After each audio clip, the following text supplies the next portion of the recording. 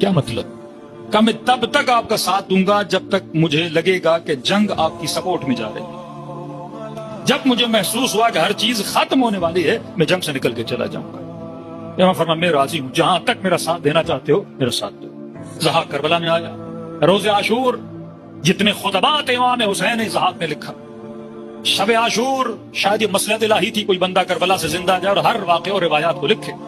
شب عاشور کہتا ہے سب سے زیادہ جس آیت کی تلاوت ابا عبداللہ حسین نے کی ہے وہ سورہ آل عمران کی 176 اور 178 نمبر آیت ہے، جس میں خدا بار بار کہتا ہے کہ اے یہود، اے نصارا، اے لوگو، اگر خدا تمہیں مہلت دے رہا ہے تو اس مہلت سے یہ نہ سمجھنا کہ خدا تم سے راضی ہے یا تم سے محبت کرتا ہے۔